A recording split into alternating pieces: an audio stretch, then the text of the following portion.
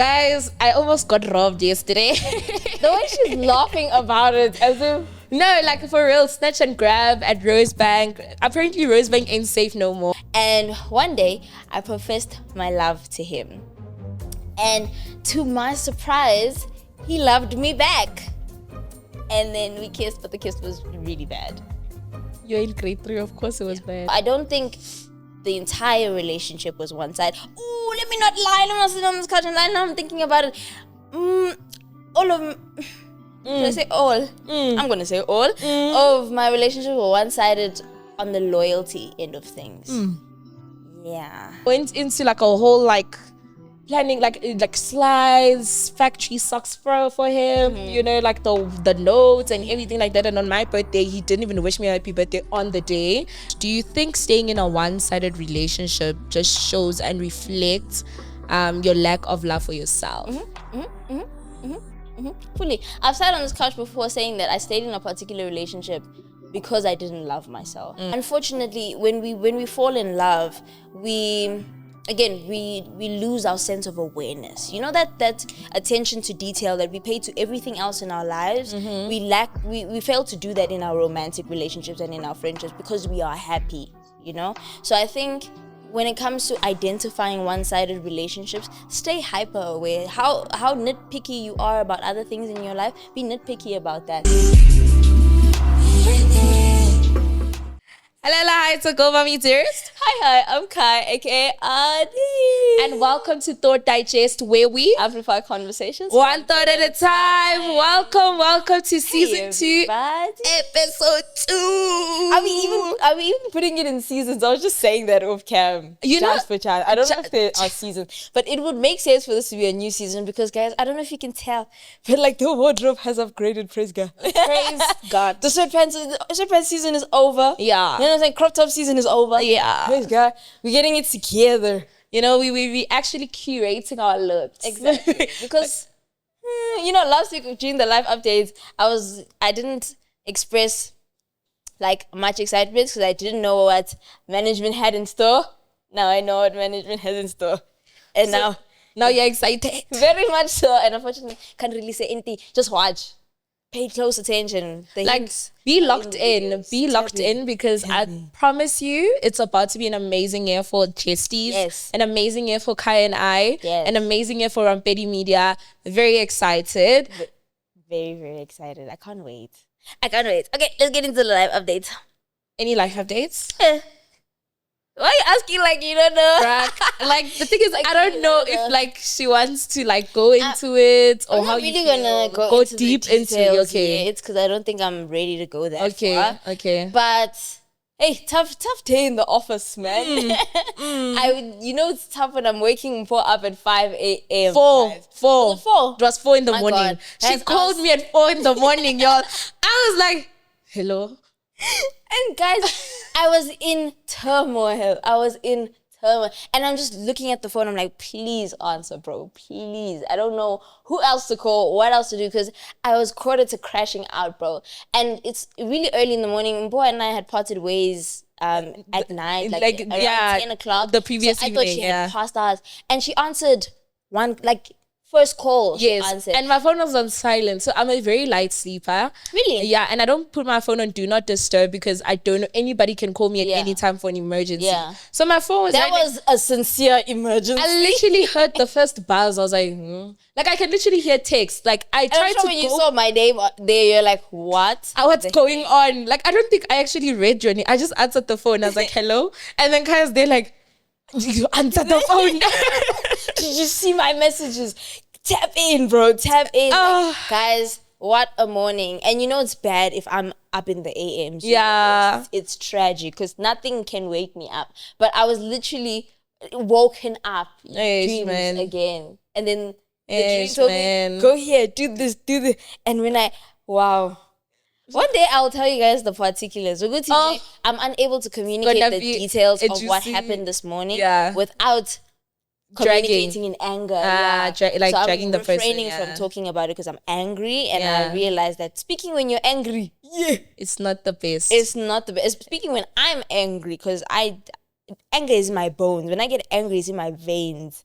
It's in it's in the air that comes out of my mouth. Yeah. So I try not to speak when I'm angry, but it's been a tough morning.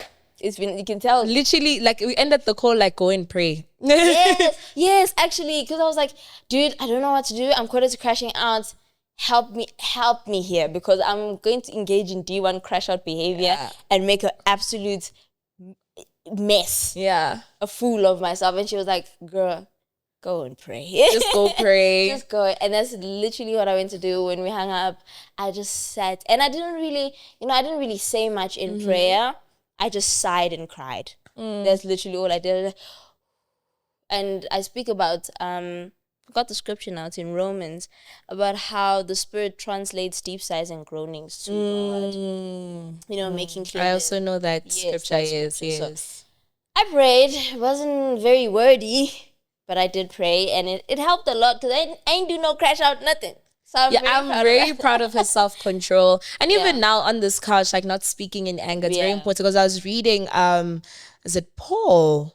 I'm not sure which book it was, but it basically said that you cannot curse and praise the Lord in the same with the same tongue. Yeah. Your praises are not heard. Your prayers aren't heard if you just cursed someone. Yeah. So I'm glad that... Oh, I think I've mastered self-control. Lord, send the next challenge. This one has been conquered. Self-control. I think maybe that's what this relation. This is what this situation has taught you. The situation has taught you a lot of scenarios. Self-control. Like, particularly 2024 taught you self-control, Caiah. My God. It did. The entire year. I could have crashed out how many times? Yeah. But yeah, I'm good now. On to the next challenge. I think the next challenge would be maybe humility. And not humility in that I'm proud with my interactions, proud in my interactions with people, but humility in the sense of needing God, being very, let me say, understanding that you can't do it alone. Yes, absolutely that. I think that will be my next challenge, because this one of self-control. Conquered. Thank you. In your bag. What's your life update? Guys, I almost got robbed yesterday. The way she's laughing about it, as if... No, like, for real, snatch and grab at Rosebank. Apparently, Rosebank ain't safe no more. Clearly, I saw it first. That's so sad. By, like, Redison, like, I thought, what's the restaurant? Can we say it? Because we don't want to say we nearly got robbed near that restaurant. And they're going to say the restaurant. The restaurants, it did nothing wrong. It's like the area. Yeah, shame. That area is not safe, because there's also other restaurants, and I think Radisson Red is in that block. There's a lot of, like, I don't know the other restaurants in that. I was so comfortable in that environment because there were a lot of, like, fancy.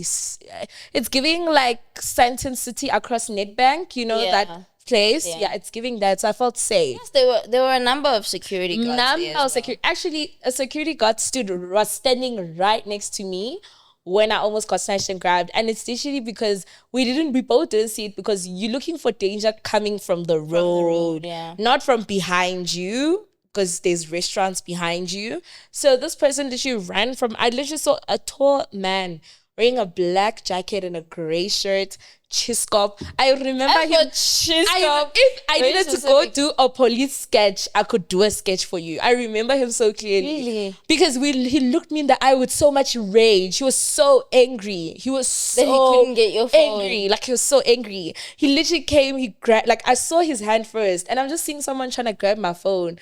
And I'm literally I just turn and I look. I don't scream. I don't nothing. I just hold my phone tighter. And then he comes now from the front to try grab it again.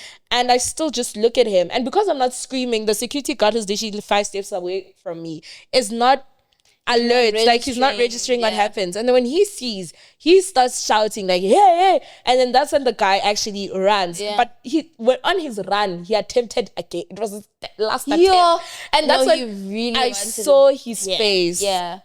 And I saw his anger. And I think it's because he planned it out so nicely and everything like that. Like, all that effort, bruh. All that effort. But at we saw the car because he ran into a car. We saw it was a grey Hyundai, if I'm not mistaken, a dark grey one. I even remember the car. Saw the car drive past, go like this into the streets, and I'm thinking that car is gone because I was looking for my Uber. And then apparently he got off the other streets, and then he walked basically like normal, and then from behind us, that's when the whole incident happened. So Why don't these securities have guns? that's the thing. They don't have any anything Or something like a they taser, like don't have anything at all. Shame. So he had to go, I guess, report the incident because they were like, what happened? So another security guard came and replaced him, and this one was not even standing 5 steps, was standing right next to me, even walked me to the car. And yeah, so I was so ready to get home, guys. I was so ready to get home. And it only registered what had happened when you got home. Not even when you were in the Uber. It registered like because I still didn't have an Uber. So I stayed there like an extra 10 to 15 minutes, just shivering. Like I was shaking. I was like in shock. Yeah. And then I think that's when I texted you. Yeah. When you texted me, I'm like, oh, I knew I should have stayed with this girl. Kaiah really wanted to stay. And I kept persisting, saying, no, you can go. No, you can go. No, you can go. But it's okay. We saved. My phone is still safe. Praise God. Still with us. Praise God. In terms of anything else, like I think I'm more my highlights of this week was Thought Digest. That's actually my highlight for this week. And our Valentine's Day dinner. We guys are going to see a little bit later in the week. Yeah, you guys are going to see it. I gifted Kaiah and I gifted us cute little friendship necklace. Guys, I'm living my girlhood dreams. The way I put on this, it was the first thing I put on this morning. Before my dress, before anything else. I'm like, this is the star of the show. Yes. Right so here. I don't know if you guys will be able to see. Wait, let me show. Mine is it's a pendant, like a heart lock with a little keyhole, and then hers is the key, and then cute little friendship bracelets. You'll be able to see, hopefully. Mine is the full heart that goes inside her heart. My empty heart. Oh, my damn. empty dark heart. So yeah, and shame we chopped it up. Like we chopped it up, lovely. Had good food, but that food caused me it hurt my tummy. I was like, yeah, like sorry. I went through the most. I really think it was the sweetness. Because you remember I had like a chocolate. I had the chocolate and then the malva pudding was the actual chocolate. Yeah, you remember I had the actual chocolate first. And then I had the malva pudding. The malva pudding was so sweet. That's why I didn't eat it. Like I barely ate it. It was too sweet. Cream didn't help. Was it a cream? It was custard. The custard was not sweet. The malva pudding itself was like it's like I was eating sugar. And I think because I told you in the last episode on the life update, I've reduced my sugar intake. So it was it gave me I was like, cut the cameras. I was happy with my meal. Nothing happened with my meal. Like even your dessert, her ugly ass ice cream. It's an acquired taste. Baklava ice cream is an acquired taste. That ice cream it's not. You know, you've had baklava ice cream. Yeah, it's an acquired taste. It's the salt and it's interesting. Takes some getting used to. So it wasn't ugly like you said. It didn't taste bad. Yeah, you just needed to eat it a couple more times, and you're like, I might actually crave this one day. Her face taste of it was like, I don't know how to feel. I didn't know because it was crusted in salted caramel, but it was the salted caramel was heavily salted. Very heavily salted. The ice cream itself was really thick. It didn't taste like regular ice cream. The texture was really, really thick and rich. And then inside, I forgot what is it? Pistachio nuts. Yeah. I'm not a huge fan of nuts, so that too was a bit of a shock to my palate. But like I said, acquired taste. The same way, medium rare meat is an acquired taste as well. Yeah, she had medium rare meat. Yeah. Kaiah is in her girlhood era. She was cutting her meat. Fancy.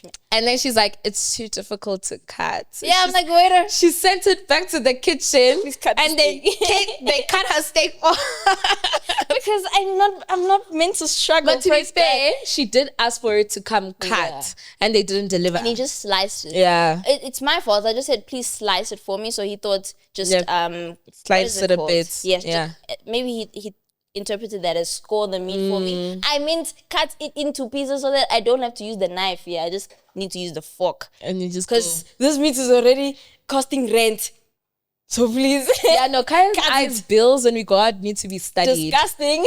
They need to be studied. Like, please watch the ads. And like we do this thing where watch the ads. We ask for it. You know, they charge us for the taste. So we ask for the taste of the particular drink. They charge us for the taste. Yes. And sometimes like we'll taste eat more than one and be like, no, I don't like this one. Bring me another one. Remember that fish wine that we had?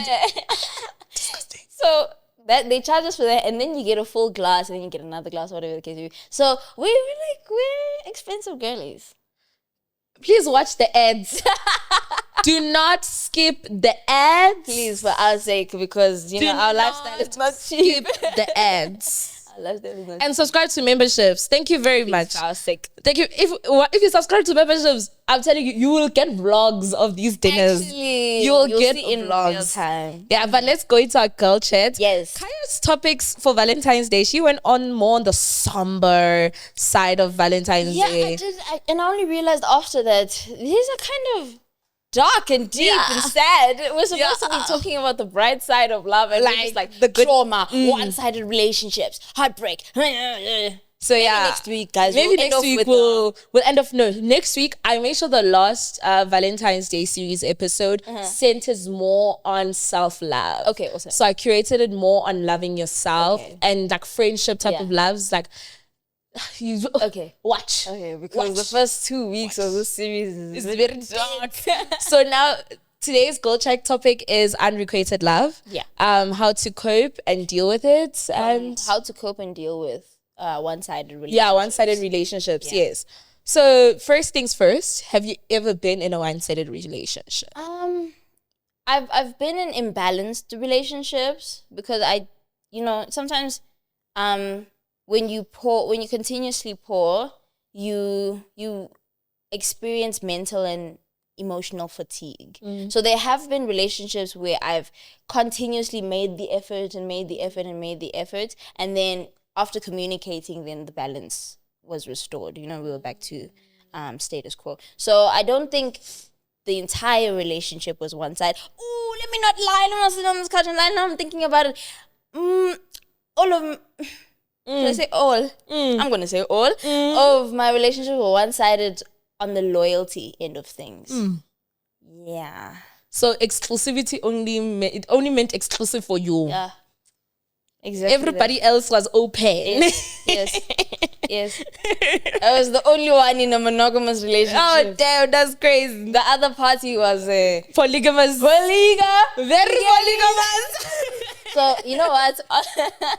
In that regard, when it comes to romantic relationships, it has definitely been one-sided. When it comes to loyalty, in friendships, it's the imbalance that I'll communicate, and then that would be restored.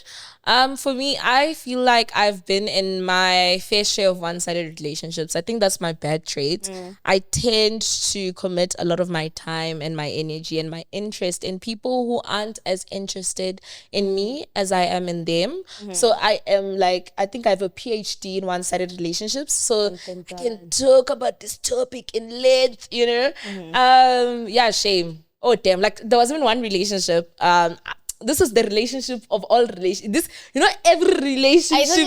I feel like most of your bad relationships is that one guy with the graphic tee. Is that guy with the graphic tee? Literally, call him graphic tee. If you're an OG Jesty, you know who graphic tee nigga is. Do you know I had a dream about him the other day? Oh girl! And you know where it stemmed from? I was praying. I was like, Lord, please show me my husband. Did I not dream of that man? No. I woke up and I went into prayer. I said, I rebuke. Now that's the response. I rebuke. You better rebuke him. I rebuke. So it was very one-sided. Because remember I told you on his birthday. Devil heard that prayer. I went. He fully did. I went into like a whole planning like slides, factory socks for him. Like the notes and everything like that. And on my birthday, he didn't even wish me a happy birthday on the day. And then he came the next day and just dropped off flowers. And then as I was leaving Rez to go to get like maybe food with my friends, he was coming in and it was still in the shop shop plastic, still in the shop plastic. He gave me a plastic. Not even a gift bag. Not even a nothing. No, not even a paper bag. No. Keep plastic. No, keep plastic. In a little graphic tee. And the flowers, were they from Woolies? Yes, white flowers from Woolies. The white roses. Flowers, the white roses. Yeah. Those are the cheapest ones? Yeah. Okay. Yeah, so very one-sided. Can you see? Because on his birthday, I went all out, guys. Went fully all out. On my birthday, not even a happy I'm glad you rebuked that dream. Fully. So sometimes demons can take the shape of somebody you know. clock that. Let's get back to the topic. Clock that. No, but then Diverting. shame. I think my relationships start to become one-sided once I get into the relationship. Because when I talk about these bad experiences, people must think, oh, it's easy to get into a relationship with Mpho. It actually isn't. When he was courting me, he put in more effort than when we were in the relationship. Not they all go. Like, I remember this guy every time, and my YouTube channel was growing exponentially, right? Exponentially, thank you. My YouTube channel was growing exponentially.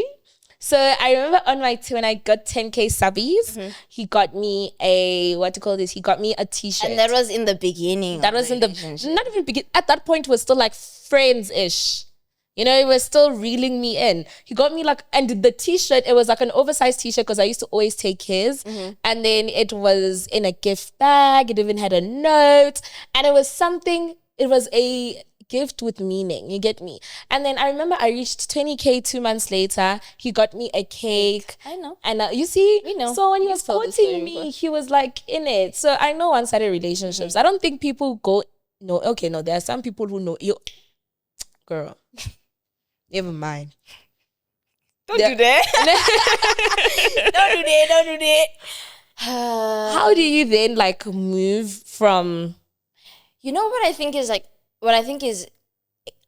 essential when it comes to any kind of relationship, friendships, romantic relationships, is being hyper aware. I think sometimes we allow our emotions to take precedent, and our logic doesn't click until much later. We were actually on stream with Bruce yesterday, and he sat down talking about during the stream, he was coming to many realizations about that relationship, about the relationship, because now logic has set in. And Caiah did say he loved her, and I didn't love her. He really did love her, and unfortunately, when we fall in love, we lose our sense of awareness. You know, that attention to detail that we pay to everything else in our lives. We fail to do that in our romantic relationships and in our friendships because we are happy, you know? So I think when it comes to identifying one-sided relationships, stay hyper aware. How nitpicky you are about other things in your life, be nitpicky about that. That way you'll be able to notice the imbalance as soon as it happens. No, the thing is not clocking. I think the hyper awareness thing is an amazing thing. Oh, there was something else I wanted to say. Just slipped your mind. It fully just slipped my mind right now. Oh, it's also not making excuses. Yeah. I think we tend to make excuses for the people we love. There's always a reason. Oh, they forgot this because they're busy. Or they forgot this because they've a lot on their plates. Or they're acting in this manner because of this and this and this. So we always have excuses. So I feel like if a person hasn't come and given you a reason, do not give them an excuse. Don't give people excuses before they've come themselves and given you a reason and explain themselves to you and have apologized. Don't make them aware. In a sense of don't make an excuse of someone who's not even aware that they've hurt you. Fully. I do think that on the other side of that coin, making excuses for somebody is also consideration. So sometimes we view relationships from our perspective only, from a subjective perspective. Objectively, try to analyze it objectively. That's why I think also communication is really important. Yes. Sometimes, and when we talk about a balance in relationships, we're not talking about a constant 50-50 because not everybody's at their 100% all the time. Sometimes to our friendship, I can only bring 30%. I can only show up once a month or twice a month. I can't answer this call. I can't answer that call. But I need to be forthcoming. And as much as I need to be forthcoming about my ability to show up in the relationship, you also need to be confrontational about it and say, hey, I feel like I've been pouring a lot into this relationship. Why are you being inconsistent? Why are you not showing up as much? Exactly. So that part of it as well, just being considerate of the objective truth instead of placing your own narrative as the narrative. Because I've also been guilty of that, to count my perspective as the perspective. You're doing this to me and I did this for you and this matters and this matters. But really, the person could only show up that much in that season. In that season, yeah. What happens if, for instance, they don't communicate that? Like they don't communicate it, and when you confront them about it, they don't see anything wrong in what they did. Do you? Oh, you cannot open somebody's eyes for them. I think the best you can do when you realize a relationship is one-sided is that confrontation, is that communication. If there still is no effort on their end, if there's no accountability on their end, retreat. Ungafuni ngawe. I think in this season also, let's just be selfish about our time, about ourselves, because we make too many compromises. I will give you a chance to make up for what you did. I will give you a chance to explain perhaps, and also give you a chance to show up, in the season to come. Perhaps this one is difficult for you, but I'm not going to beg you. Let's not beg people. I think the begging. Ooh, damn. Yeah, no. Yeah, I can see it fired you up. Yeah. I think begging people is. That leads me into my next train of thought. Do you think staying in a one-sided relationship just shows and reflects your lack of love for yourself? Fully. I've sat on this couch before saying that I stayed in a particular relationship because I didn't love myself. I allowed disrespect because I did not love myself. I allowed myself to be the only committed one, to be the only loyal one, because I didn't love myself enough to leave. So sometimes that boundary setting is important, because it shows it shows a love of self. When you reinstate a boundary, when you tell them, and I think be adamant about it as well. Sometimes we set boundaries just to see, how far that person's going to take it, or if they're going to respect it, or just to test them or whatever. Let's not do that. Let's be very honest about it and say things we mean and mean things we say, so that when they do cross that boundary, you stand on it. Yes. In 2024, it was called standing on business. We're going to keep it at that. We're going to keep standing on business. Set the boundary and say, hey, if you go to the club, yes, you will come home to an empty house. And you mean it. And I mean it. I'm not coming. You're gonna find nobody. Do you get it? Nobody. If you give a girl a lift, you are going to find an empty bed. Do you get it? If you even had some girls a story on Instagram, your fridge is empty. Yeah. You get it? Yeah. Like those, I'm being very extreme. No, I'm not being extreme. These are my boundaries. Yes. No, what do you mean you're giving a girl a lift? She must walk. Take the heels off and walk. Hey, you can't find an Uber after a gig. I don't care. We don't care a damn. I feel like in that instance, why was her plan my husband's car? Like, why was her plan of mode of transport my husband's car? Meaning she comfortable. Exactly. She too comfortable for my liking. Also, future husband, if you're watching this, there's no such thing as a female friend, let alone female bestie. We're not even going to talk about that. We've spoken about that on this couch enough. Female friend, I'm your everything. Your beginning and your end after God.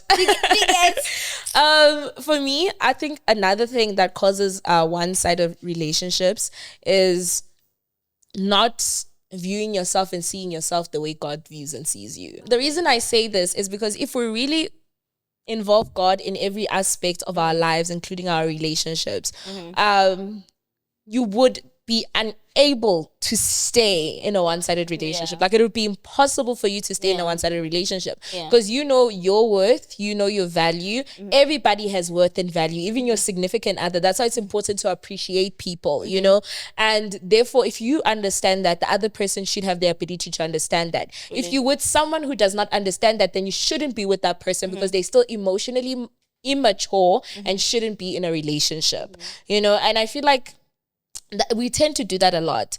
We tend to try and explain, try and understand for people who are in a place where they are not ready to be in a relationship. And it's okay to love someone, but not be in a relationship with them. You know, God calls us to love each other, you know. So I think setting boundaries with yourself, setting expectations for yourself is a very important thing when you're navigating Jolo. Yeah. Also, on the God end of things, I think staying in a one-sided relationship is evidence of a lack of trust in God.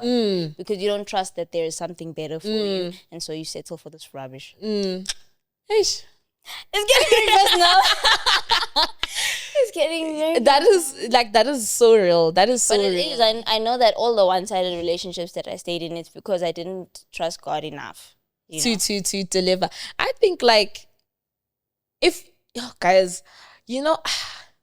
patience and trying to take like lack of patience and trying to take a lot of things into our own hands. Like this reminds me of the story of guys. I'm still in Genesis, so most of my biblical references will come from Genesis. Yeah. There's a story of Sarah who couldn't be patient enough to wait for God to give her son. She made a plan. Yeah. She made her husband sleep with her servant, know, and that caused baby mama drama and the whole thing. It was a whole scandal. Like they ended up fighting. Two different religions. Like they ended up fighting. Like you go. She felt like disrespected because that lady has your son. Now she's disrespecting me. The other lady's like Sarah's an abusive. Like she's abusive towards me. So it's like it showed like how Sarah could not wait on the Lord and how she took things into her own hands. And you saw the result of that. It was not positive. It was not good. But luckily we serve a God who forgives and a God who restores. So he did restore that situation. But we don't learn from those stories. We don't learn from those circumstances. We like to take things into our own hands. Really? We like to take our love lives into our own hands. And every time I've taken things into my own hands, I've made a mess. Exactly. Like you literally like just saying, hey, I'm gonna build my man. I'm gonna build this relationship. I wanna build it brick by brick. Can you see what you're doing? You're doing what Jacob did, wrestling with God. You are wrestling with God. You are fighting and wrestling with God with things that he already said he'll bless you with. Did he not say that he keeps his promises? If you ask him for a husband, trust him to keep his promise. Don't wrestle with him for it. Yeah, that's all I have to say. I don't like it. This is a story for myself. Yeah, very personal. I think my last thought piece on this girl chat topic is, as much as we've spoken about decentering men, which I'm very much for, okay, I also think let's decenter emotion. No. No, genuinely. We allow ourselves to be led by emotion too much, especially when it comes to relationships and friendships.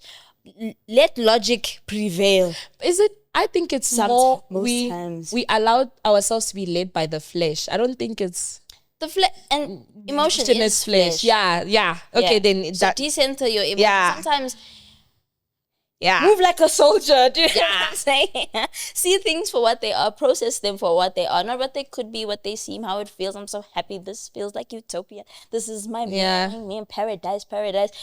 Things happen once you leave paradise, and you come to Sans. That's my last. To Sans, yeah. The game. So let's go into the game. I hope you guys enjoyed that. You have more on the game than I do. Okay, so basically our game is truth or fiction. I know I'm eating up with these games, yo. Yes, ma'am. So truth or fiction, basically what's gonna happen is one host is gonna tell a love confession, whether it's a truth or fiction. The other host has to guess, and if you guess correctly, you get a point. If you don't guess correctly, you lose. Yeah. So who's starting? You can start, girl. I ain't got no stories. Okay. Here's a story. Dun, dun, dun. One day, right? I I said good night to my man. I was like, good night. We stay in the same res. Good night. He's like, yeah, I'll come back later just to like say bye-bye. He said, it's okay, fine. I chill in my room. I chill. 10, 11, midnight. I was like, later I says, I go to sleep. Martin had a dream. I had a dream. And the dream said, Vuga, sisi. I vuga. I call. I'm like, hello. I'm calling. It was ringing on WhatsApp. Then I keep calling. It's no longer ringing, it's calling. Which I would see the person. You switched off your data or you put it on airplane switched mode? off the data or put it on airplane mode. So I call now with call. I even buy airtime. I call. Nothing. Then I'm going to my friend's room to hear, like to go and tell her. I walk. I pass the door. I'm like, that is my man's voice. Yeah. That is my man's voice. It's true. This is like a girl section. True. It's true. The story is true. Is it true? The story is true. It's the truth. You're telling it with so much passion. It has to be true. It definitely is. Yeah, it's truth.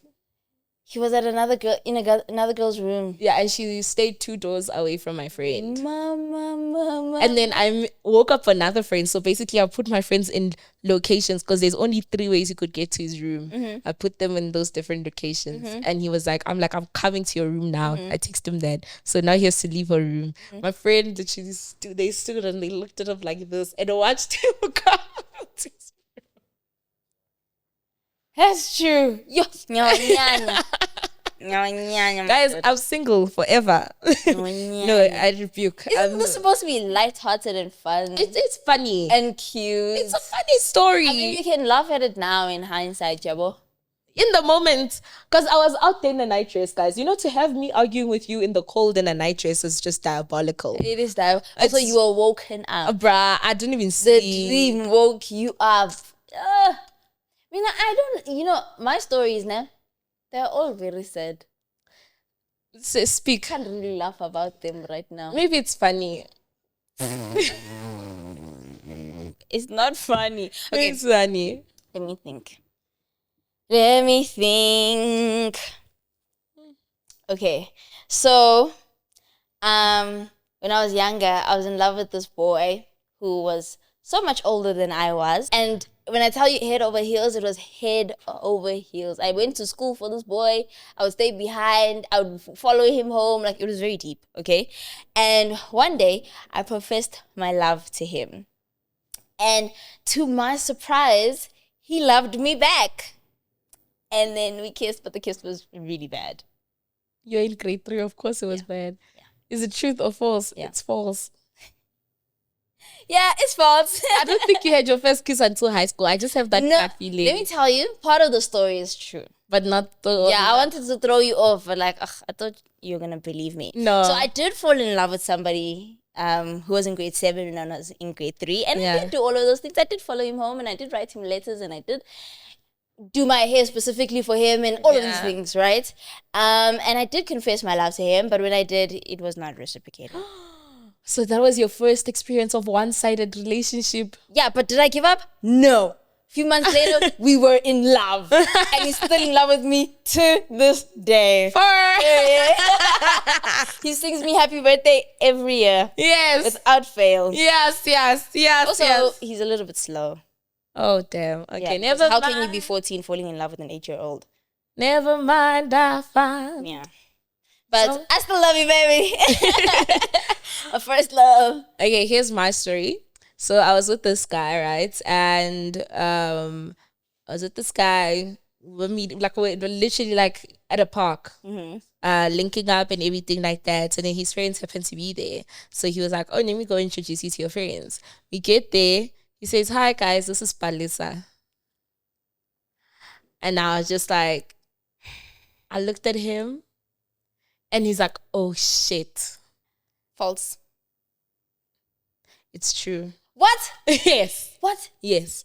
By another girl's name? Yes. Oh my days. I walked away and I never spoke to him again. Oh my days. I walked away. You know, I'm such a crash out, yeah? I walked away. I will play along. I will happily play along. Yes, my name is Palisa. You know what I did? I actually... guys, oh my God, I was so toxic. I wasn't in love with him like that. Okay. But I wanted him to feel bad for calling me with another girl's name. So I walked away like all angry. Like I acted angry. I really didn't care. I acted angry and everything. I matched. And then he followed after me, Mpho, and I just kept walking. I'm like, no, I'm walking away. And then he got on his knees to ask for forgiveness. I just loved the theatrics. Like I really liked to see a man big. Yeah, I loved the drama. So I was like, fine, I forgive you. Yeah, that was the story. That's horrible. Yeah, I actually didn't like Palisas until my friend. I literally had proper beef with Palisas. I didn't like Palisas. Like a proper beef with Palisas. That's mine. Okay, so one night I was on a date with a friend of mine at one of my favorite restaurants, and we were just grabbing a drink because we had dinner in a different place. So at this restaurant we were just getting drinks because their food is not that good. And as we were having drinks, this man or the waiter comes over to us and says, that guy over there has already settled your bill and he's paid for a second round of drinks for you guys.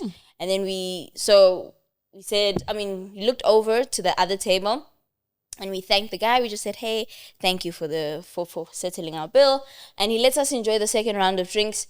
And after that, he comes over. As he sees we're about to leave, he comes over, he introduces himself and says, hey, I'm blah, blah, blah. And he was really old. He was like 47. This old, and he focuses his attention primarily on me and not my friend. So I engage with him a little bit. He asks what you're doing. I'm studying, we exchange numbers. At this time, I was single, exploring my options. Again, always had a thing for the olders. And so a week later, we go on a date, and I ask him to pick me up. He picks me up in this most beautiful car I've ever seen in my life. My goodness. Picks me up in the hood.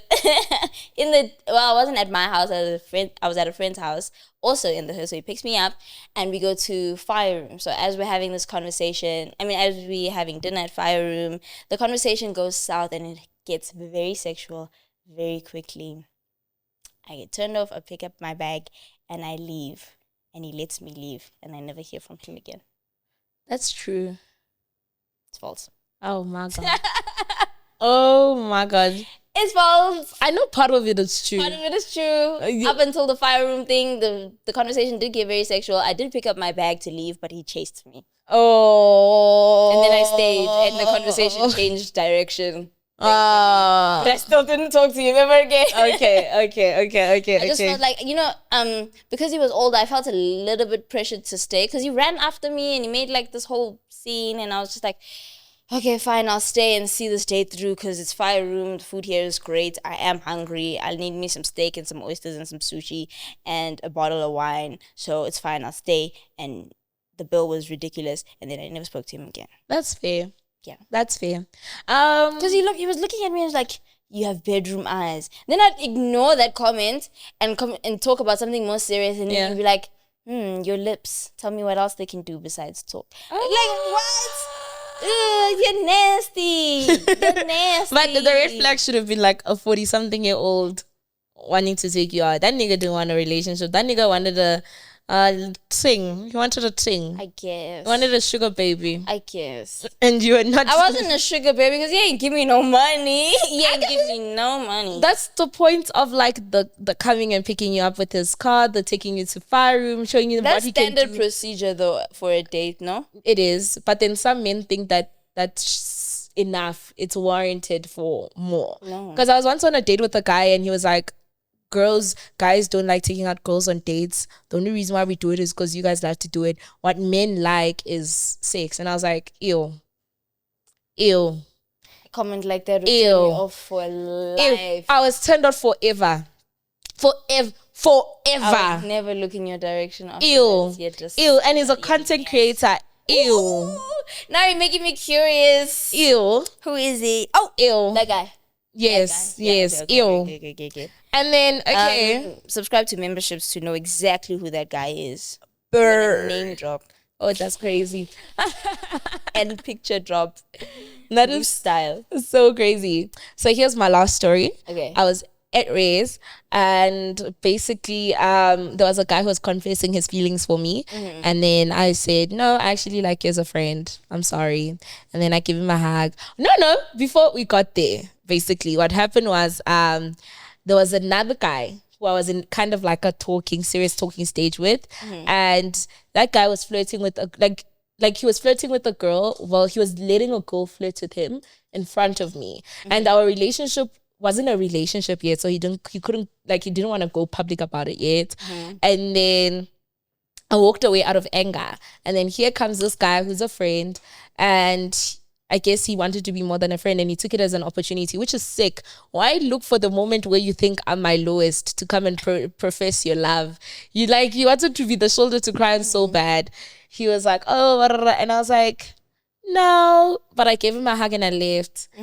Apparently when I left, the other guy saw the hug and he literally picked up the other girl and kissed her in front of everybody and everything. That's true. Yeah. Yeah. Yeah. That's definitely true, girl. Yeah. I don't have anything else to say about that. Yeah. This was supposed to be light-hearted. What the heck are we doing telling sad stories? Guys, we'll try again next week. Next week is the time for good stories about love and actually being in our lover girl. I don't have any though. Era. But okay. I think I do. I do have, like, you know what? Granted, I did not date Satanists, you know? They had a little bit of Satan in them because they were whores. But they had to do something to get me, so I'll tell you all the things they did to get me. And not only the things they did to lose me. You know? That's fair. I have a lot of those stories. Yeah, we'll tell those next week. And laugh and, you know, be lighthearted. Look forward to love again. Not these tragic stories. Do you have any last tragic stories? Yeah. Okay. So we can move. I have tragic stories, but they're not something to laugh about. Okay, fair. Yeah. Fair. One day I found an earring in my man's apartment. Oh my God. What a story. Nothing to laugh about. What a story. A long topic. The psychology of heartbreak. Caiah has a lot of input on this. Yes. The psychology of heartbreak. Yeah. Why do we hurt so much? Yeah. What is the science behind a heartbreak? I think, one, we've discussed at length how behaviors, thought patterns, conversations, experiences establish neural pathways, biologically, right? Mm-hmm. And so heartbreak is the end of a neural pathway. Right? Because a whole routine has now ended, whole lifestyle has now ended, a whole person, a whole character in the story of your life is no longer there. Yes. And that's a devastating thing for your brain, because that neural pathway included emotions like oxytocin, right? Relaxing hormone, not emotion. Yeah, oxytocin is a hormone, not an emotion, my bad. And you were happy, and happiness is a chemical thing also. So the heartbreak is literally the antithesis of what happened when you were happy, right? It's the breakdown of all of these things. So instead of releasing oxytocin, you're now releasing, instead of releasing serotonin, you're releasing stress hormones now. So it has a mental effect on you, and it also has a physical effect on you. I also found out that heartbreak can trigger withdrawal symptoms. Yes. I had no idea. Yes. But it's so real and true, and I've experienced that as well, where people who've dealt with addiction before enter relationships, and that addiction may not have been prevalent during the relationship, but the end of the relationship, that heartbreak that follows, triggers the withdrawal. So you'll find that a lot of drug addicts relapse, have really terrible relapses as a result of heartbreak, or they fall into deep depression, or, they engage in really risky behavior, really, I don't want to say brainless, but yeah, really impulsive behavior, detrimental behavior to their health, to their health, their mental well-being, their social well-being. So the downward spiral, somebody's downward spiral after the end of a relationship is actually a scientific thing. Yes. It's an emotional as well as a scientific. Yeah, it's thing. A body reaction, because you see, falling in love, being in love is a drug. Love is a drug. It's like every other drug you take. When you drink wine, you have because alcoholism is a real thing. You drink wine, you have you feel happy. When you take cocaine, you feel happy. All those things, it makes you feel zen. It makes you. Love does the same thing. A person can become a drug to you. So what happens when you abruptly stop taking the drug? You experience withdrawal. You actually go into a physical and mental state where you actually become like a drug addict who stopped taking their drug. So rehab is a real thing for heartbreak. That was also a rehab is a real thing. Yeah. So you need to take your symptoms that you experience when you experience a heartbreak seriously. Take them as seriously as you would someone with alcoholism, because it's the same thing, dude. Chemically the same thing, emotionally the same thing, physically the same thing. It can cause you to have a stroke. It can cause you heartbreak syndrome. Yeah, you can literally have a stroke when your heart is broken. I can remember when I got my heart broken, like the heartbreak that shocked me. Like I thought I was being dramatic with my reaction, but after doing the research, I realized that my reaction was actually mild, compared to what it could have been. Because like the breakup was so abrupt. It happened like it was a shock, and I won't lie, this person was my addiction, So when the breakup happened, I remember screaming, like I screamed, and I felt like my heart left my chest and went to the floor, and I couldn't breathe. I had an entire panic attack. I couldn't breathe. I had an episode. I was on the floor. I felt like I was dying. I felt like I would never harm myself, but I felt like I was dying. Like I could barely catch a breath. It was like somebody died. I don't know. It was very intense, and I thought feeling that like that was a bit dramatic. But it also, understanding that love can be addictive also made me like understand why I kept going back to that relationship. Why every time he would come, I would let him back in easily. It's because he was my drug. I knew how the happy moments felt, and our highs were really high. So he was really a drug to me. It's such an astounding realization to come to as well, like a discovery. It was a discovery, guys. It sounds so far-fetched, but scientifically it is the truth, and it makes me look at heartbreak at through such a different lens now. That you are absolutely correct in saying the same way we treat somebody who's in withdrawal for alcoholism, for drugs, is the same way we should treat somebody who's going through heartbreak. And again, guys, feel free to do your own research on the topic, but it's absolutely correct, because love triggers the same reward system in your brain that actual drugs trigger. So we need to take heartbreak seriously, and therefore not only take it seriously as people who witness somebody experiencing heartbreak, but for ourselves too. Sometimes we're very quick to like invalidate our own experiences and say it's time to move on, or like, it's time to get back out there. And even the people around us encourage us not to dwell there for too long. But I think now that we've discovered how serious it is, it should be dealt with accordingly. Like the same steps you would take if you're an addict of alcohol as the same steps you could take as a person experiencing heartbreak. Which amplifies my whole chat about staying away from your ex. Do you get what I'm saying? The drug, there it is. Stay away. You can't be friends with alcohol. They always say just because you can resist the devil doesn't mean you should hang out with him. That's true. So just because you can resist your ex doesn't mean you should be in the vicinity. That was your drug at some point. It very much is still possible to relapse. Don't leave room for that to happen. That's true. Like, you don't advise someone who's trying to like stop their get off their addiction of coke to be in the same room with coke. Not once, not twice, every day. Exactly. No, you can't be friends with your drug. You fully can't. There's also... But it also makes me like sympathize a lot, because I didn't understand why people stayed in abusive relationships. But now that I can see how addictive love is, I understand why people stay in those abusive relationships, because it's literally like a drug to them. And because we only see the abuse, we don't see the physical and the emotional impact it has on the person.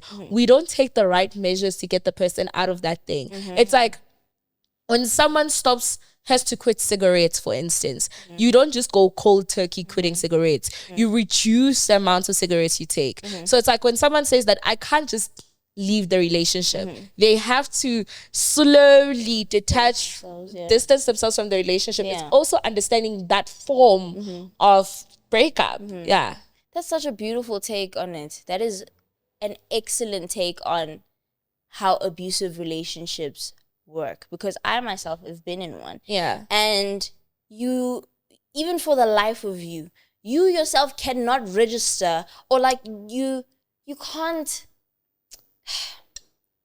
you don't know why you're staying. You know that you shouldn't be in there. You know that this person hit me, I should be gone. You know that this person hit me, I should go report them to the police. This person sexually assaulted me, I should go report them to the police, right?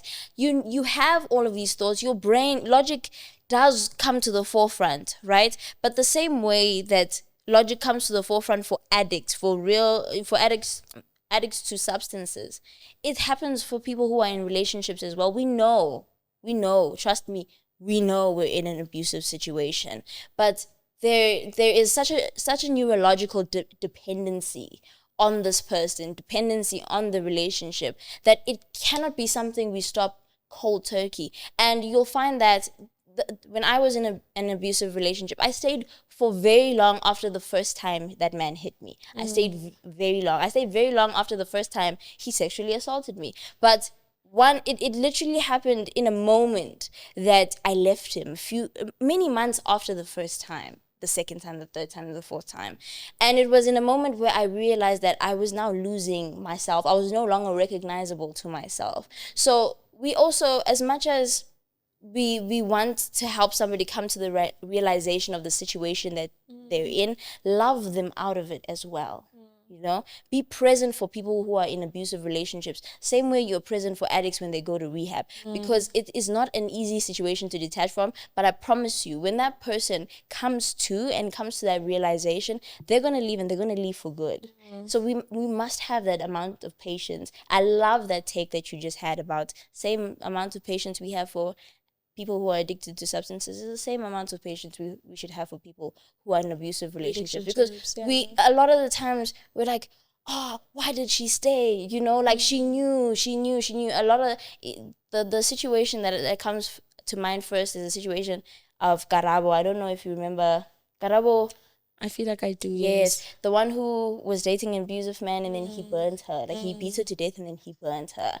And prior to that, she did share with her family that he was abusing her. And when the story came out that she had now been murdered, there was a lot of victim blaming going on, because, you know, the public at large were saying that a few months before you were sharing with your family pictures of bruises, pictures of cuts and all of these things. Why did you return to him? Now, as a result of this conversation, you can understand. Yeah, like it's a thing of like, it's so funny how my take has changed since last year when we had the same conversation when we were speaking about this. And it's like just realizing actually the impact. It's like someone who overdoses of heroin and you're like, why are you taking the drug again? You know, apply that same logic to somebody in a relationship, you know, so you can actually see and learn how to help them. So literally look up how to help an addict is how to help someone. And just maneuver it, like tailor it to the situation at hand. Do you have any coping strategies on how to like transform heartbreak into personal growth from someone who is like, also you have yes, because I'm like, girl, you also need to share yours, like share your coping strategies, because I know like it takes a lot of work, and so maybe our work was different. For me, like I said, heartbreak triggers withdrawal symptoms, the same withdrawal symptoms that you see with all addicts, like anxiety, depression, anger, frustration, outbursts. All of these things are real life examples of what happens when somebody is heartbroken. I think processing the heartbreak is at the center of dealing with it. Talk, please. I say it all the time. Talk to somebody, anybody, because just having that outlet allows you to now also view what happened objectively and subject. You are able to see the whole picture for what it is and process it. Sometimes, like I said, the last time we spoke about heartbreak, is that I also compartmentalize and I want to keep going. I'm just like, but it doesn't help when it comes to heartbreak, because you are in neurological distress, emotional distress, physical distress. Like, your whole body is shutting down, and you need to confront that. And by confronting it means talking about it. Also, I joke a lot about staying away from your ex thing. I'm being very sincere about it, because especially if you were in an abusive relationship or a hectically one-sided relationship where this person continuously cheated on you, my goodness, maybe in a few years. But when you want to deal with the heartbreak, you have to stay away from what broke you. You cannot expect to find healing in the same place where you found brokenness. Nada. Asking for an apology, finding closure, all of these things are ideas that were presented to you as a feasible solution or a feasible way of coping with heartbreak. It's a lie from the pit of hell. Stay away from whatever and whoever broke your heart. And also physical exercise. Yes. I had no idea, again, that getting out there and being physically active, whether it's at the gym, whether it's walking, running, hiking, doing creative activities, just being physically active can renew your health, your mental health, your physical health. Guys, being physically active is something that affects every other area of your life. Your brain needs to function because it is the brain that was affected first. Because that reward system was triggered, you need to create a new reward system, you know? So those are the 3 things that I'm just going to put forward for dealing with heartbreak. I'm going to share more when I happen to remember them, but what are ways that you've dealt with heartbreak that have really helped? I think for me is I went to my support system. I feel like it's very important to have like a group of people or a person who is outlet, who is like a support system, who's there through it all. I don't believe in individualism in a sense of like you can survive alone. I can do this alone. No, umuntu ngabantu. You know, I'm a firm believer in that. So for me, I remember when that happened, I immediately called an Uber. I didn't even care what was happening, what was going on. I think he broke up with me before even writing my final exams. What? That nigga was wicked. Hell has a beautiful place for him. But anyways, I'm actually saying this in a funny manner now because I've healed him. I wish him all the best. Yeah. So like, I went to one of my friends. I called an Uber immediately. I went and I stayed at her place. I feel like being away from the environment where the heartbreak occurred helped me a lot. And just being in a new and different environment. I think I stayed with her a week. And because I was with her that week, I was literally just venting. She also like, we did a lot of stuff to just get me back into myself. Remind me of like who I am. I remember we just sit in the grass and just like look up at the clouds and just chat it away. We'd take walks together. We did a lot of things that helped me come to, you know? Yeah. So I think having that person is very important. I 100% agree with Caiah of like completely dissecting that person out of your life.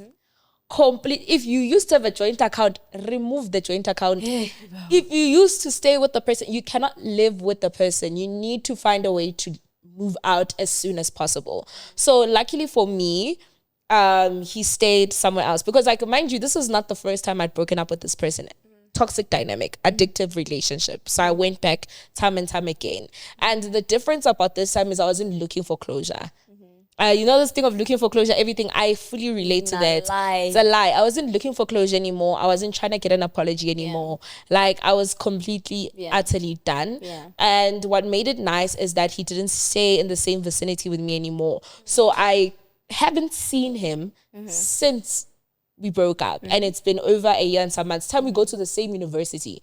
Imagine, God is good. I have not seen him out this of the way. Man. Like, I've not even seen him. And you know, so people around me will say, oh, we saw him. And I'm just I hate people who do that. I hate people who do that. My ex's friend, I was out with my friends this festive, and she comes up to me and she's like, hey, do you remember me? You are I know I'm so and so's best friend. We met here. I'm like, in my mind, I was like, there was no need for you to come up to me and tell me this, bro. Do you know how much you're triggering me, telling me that you are who and who? And I didn't even recognize her. That's the thing. She came up to me and said, do you remember me? I'm so-and-so's best friend. You're a social media person. People will try to have proximity with you through any means. Will try and say that they have a connection and link with That's you. So ridiculous. Because otherwise, what benefit does she have from even that? that? Says, friend, I saw your ex posting something like, oh yes. I don't need to know. Like, I remember I had a friend who kept me up and I never asked. She'd just be like, he's in a relationship now. And I'm like, hi, Bo. He's what? I'm like, oh, Jehovah. Oh, Jehovah. People who give you life updates on what your ex is up to. Oh, Lord. You are working hand in hand with the person who's very CEO wicked of the fiery pit. Very wicked. So like, yeah, so I think like completely like separating and staying away from the person in all, like even social media, guys. I think he blocked me, I blocked him. I haven't seen any inch of anything. I don't know what's happening in that man's life. If he's dead, I wouldn't know. Like type of thing. That level of like, resist the urge to stalk your ex for my sake, bruh. For my sake, because you go and you'll find something where he's treating his new girl better than he ever treated you, and then the healing that you've been doing for 6 months has been erased. It disappears. Please don't That's stalk true. your ex on That's social true. media. Also, something else that I want to share as well is that heartbreak has a way of destabilizing you, because chances are that you spent a significant amount of time with this person. They were well integrated into your life and your routine. They were somebody who you spoke to 24/7, you know, somebody who knew you better than anybody else. And the absence of this person causes you to no longer be stable, or to feel like you don't have a place anywhere, right? And I think the remedy to that is finding firm footing elsewhere. Establish a new routine, establish a new lifestyle, establish a new way to integrate something else or someone else into your life, right? And that can either be family, that can be friends. Prioritize a new way of building a foundation, right? And I highly suggest God. Yeah, I was about to say that. I highly suggest God. Like a Bible study or something. You know, you can take my suggestion or you cannot. This is not, it's not by force, but personally, you know what I'm saying? That's who I put forward as my best suggestion. If you are not inclined to do that, that's all right. It's not by force, but find firm footing elsewhere, because I know that your heartbreak destabilized me, because this person drove me everywhere. This person shot a lot of my content. This person, man. So I needed to find. I needed to establish a new team. Yes. I needed to establish a new mode of transport. Look, Kai was like, she needs a car. This girl was like, last year, this girl was like, I don't think I'll ever drive. I was gonna come with the driver. I didn't say I was gonna drive. Okay. Yeah. Okay. No. Okay, but she was not looking for a car before, but now now I am a car and a driver. Yeah. And then I'm gonna sit at the back. Preferably, I'm just kidding. No, I'm good. But yeah, I would like, if again, send in your CV if you'd like to be my driver. Just know that you will have to drive me places. If I'm at a thought I just shoot, you will wait in the car until the shoot and the meeting is over. Then when I come to the car, you open the door for me, you carry my stuff. Like, you know, driver/butler. Send your CVs. Praise God. Watch the ads, subscribe to memberships. Please. I hope you guys enjoyed this episode. I think we're going to go deeper into heartbreak and on memberships. You know what to do. You know, you must subscribe, you must like, you must comment, you must share. Today, because we're talking about like dealing with heartbreak, broken hearts today. Broken hearts, crying emojis, anything really to resemble how that nigga broke your heart, but it's fine. Or that girl. We have some male viewers here. Yeah. Or that girl who broke your heart. Yeah. To the people at the back, I'm just kidding. I'm just kidding. Nobody at the back is heartbroken. Yeah, no, those people are soft. Anyways, see you guys next week, Monday, same time. Mwah. Bye.